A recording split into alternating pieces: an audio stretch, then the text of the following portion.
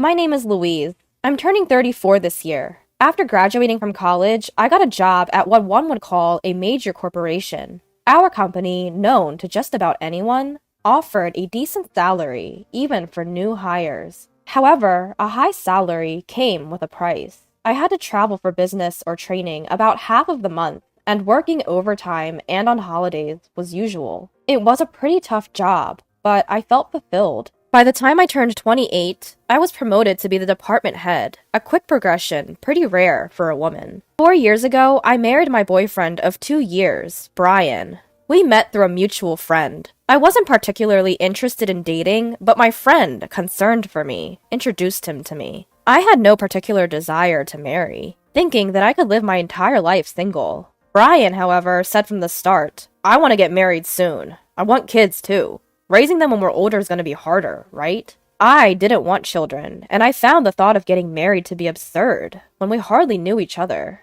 Plus, I had just been promoted and couldn't think about getting married and pregnant. Even when Brian brought up the topic of marriage, I would gently reject it, saying, "You're rushing. We need to get to know each other better. Besides, with marriage, it's not going to be just about us." To this, Brian suggested, Okay. Then let's get married after dating for 2 years?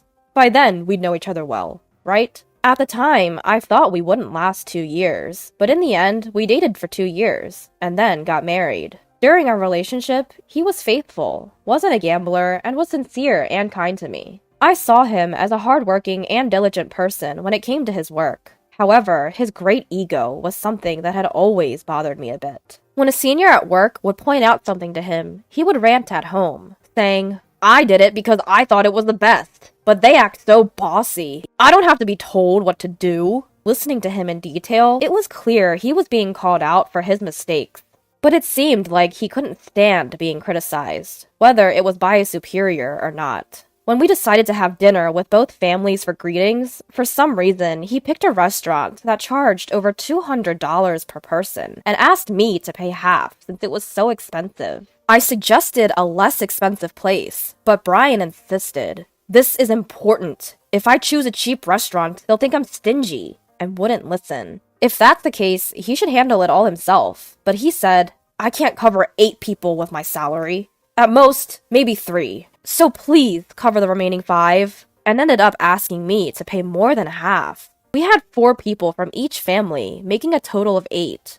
So Brian was saying we should meet at an over $200 per person restaurant, even though he couldn't even cover his family's share. I wasn't quite happy when he brought up this plan, and I was even more puzzled when he told everyone at the dinner, "Don't worry about the bill today, I'll take care of it." But everyone seemed happy, and I thought I should let him take the lead in this situation. So I swallowed my words. Looking back, I think I might have made a mistake. I regret not calling off my marriage to Brian, a man so full of himself. Brian's attitude towards me changed completely after we got married. He began to talk to me in a condescending manner all the time. Before we got married, he knew I was busy with work and said he would help with household chores. However, after we got married, he started saying things like, "What would the neighbors think if they saw a man hanging out laundry? Besides, household chores are a woman's job, right? I'm out working hard, so let me relax at home." He never lifted a finger to help, no matter how busy I was. Does he really think people would be fazed by seeing a man putting out laundry? I was fed up with his domineering attitude, but I didn't mind doing the housework, so I could tolerate it. What ticked me off was the fact that Brian was giving money to his parents.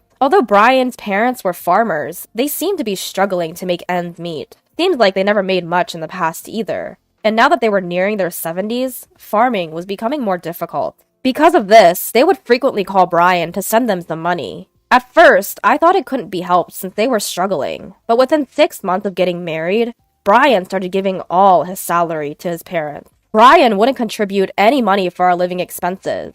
I once told him, "This is so much. It's ridiculous to cover all the living expenses with my salary alone." But Brian replied, "How can you say such a thing when my family is in trouble? They're your family too. Besides, you make more money than I do, so you should be able to live just fine."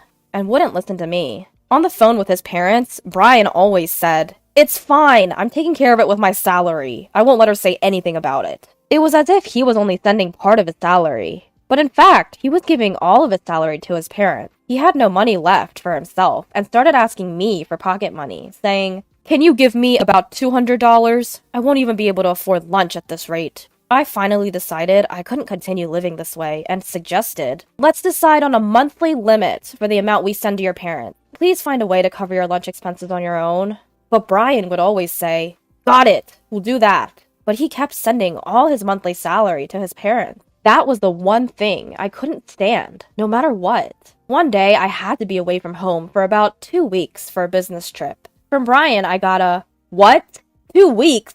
What am I gonna eat then? And what about my laundry?" Even though he knew I had a job that required frequent travel. When I, annoyed at his childishness, said, "Figure it out yourself, you're a grown man. If you can't, why don't you go home while I'm away? You'll eat good there, right?" Brian reluctantly agreed. 2 weeks later, when I returned home, for some reason, Brian's sister Elizabeth was at home. She lived a little away from us, and we hadn't seen each other since our wedding. As I was wondering if something had happened, Elizabeth, seeing my face, said, "Hi, Louise. It's been a while." "Oh, that's right. The money. It was a lifesaver. Thank you so much." With a beaming smile, saying things that made no sense to me. Without even having the time to put away my luggage, I asked Elizabeth, "Money? What are you talking about?" Then Elizabeth, without any hesitation, said, "Huh? Brian said that since you have some savings, he'd provide for my startup capital. He told me not to worry because that's at least $1 million. I didn't understand at all. At that moment, Brian entered the room holding my passbook and SIL. As soon as Brian saw my face, he said, "Oh, welcome back. Good timing. I'm going to give your savings to Elizabeth.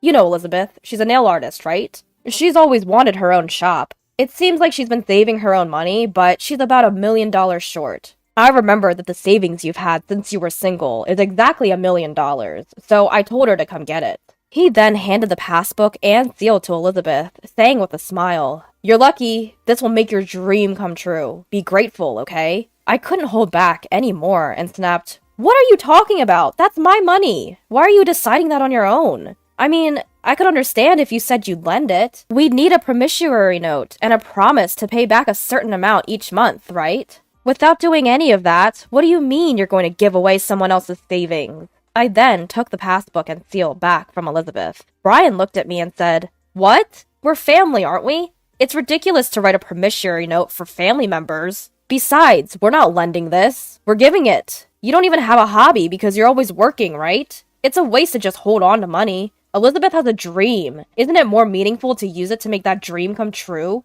And then he glared at me. Upon hearing Brian's words, I understood he was someone I couldn't communicate with. Just when I thought it was a waste of time to continue the conversation, Brian said, "This money is too good for you, so I'm giving it to Elizabeth. You'd only waste it. You can just work and save up again. Understand?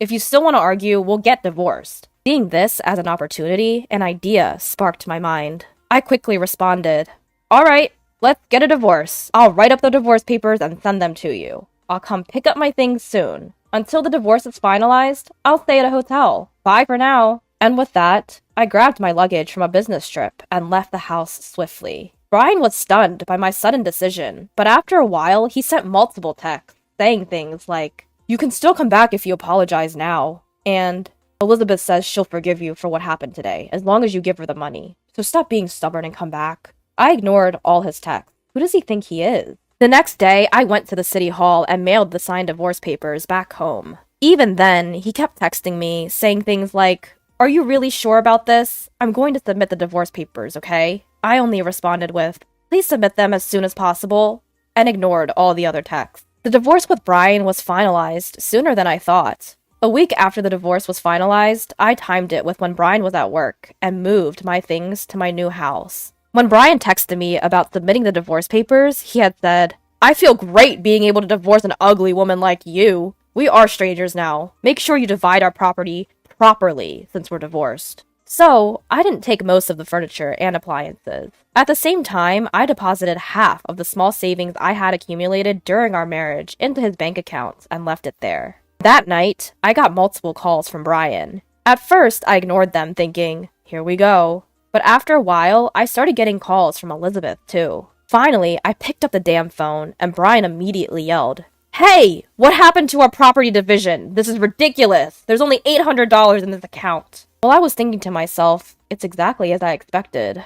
I told Brian, see, I did split the property. We originally had $1,600 in our joint account, right? I left you with half of it, so $800. And all the furniture and appliances were purchased after our marriage, so I left them all behind. That's a fair property division too, isn't it? Just to make it clear, I got less than you. But Brian was not convinced. He said, what are you talking about? You're supposed to have $1 million in your savings, right? So half of that, $500,000, should be mine, right? Plus, you have an inheritance from your grandpa died, right? That inheritance should be half mine too. I was flabbergasted and couldn't help but laugh. I saw this coming. Otherwise, I don't think Brian would have agreed to file for divorce so easily. I managed to hold back my laughter and explained, listen, Brian, division of property refers to the division of marital assets. My savings from when I was single and the inheritance I received do not fall under marital assets. I don't know who you heard about property division from, but I consulted a lawyer and split our marital assets properly. The money we saved after getting married was actually all earned by me. You never contributed to our household expenses, remember? Be grateful that I even divided that. Brian said, you're lying! There's no way that's true! You can't fool me! Hand it over properly, or I'll sue you! He desperately yelled with a shaky voice, but I calmly told him, go ahead. If you can sue me, then do it. I haven't deceived you in any way. Plus, I've done the property division fairly. I'm not afraid of being sued. Upon hearing this, Brian flusteredly said, wait! Let's forget about the divorce. I was wrong.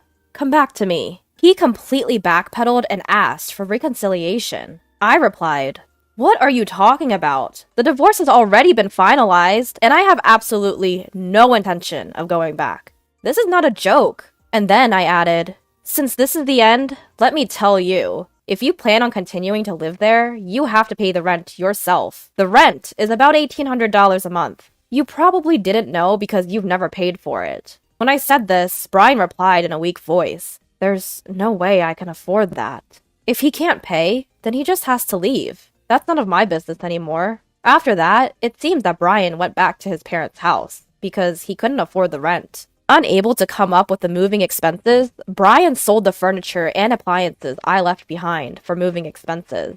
His parents thought Brian was making a decent amount of money and happily welcomed him, thinking it would make their lives easier. But in reality, Brian wasn't able to give them as much money as when he was with me, and he seems to be quite uncomfortable staying there. Elizabeth had been told by Brian not to worry about money and had started preparing to start her own business. But since she couldn't get a penny of my savings, it seems that the startup plan came to a halt. Moreover, it seems that she suffered a loss because she had to cancel the preparations she had started. Brian seems to have been given a hard time by Elizabeth as well, but that's not my problem. I'm currently focusing on my work while living alone. I've had enough of marriage. I still get messages from Brian saying he wants to get back together, but I completely ignore them. It was kind of funny to hear him report his situation to me every now and then, so I let it be. But I'm planning to block him soon.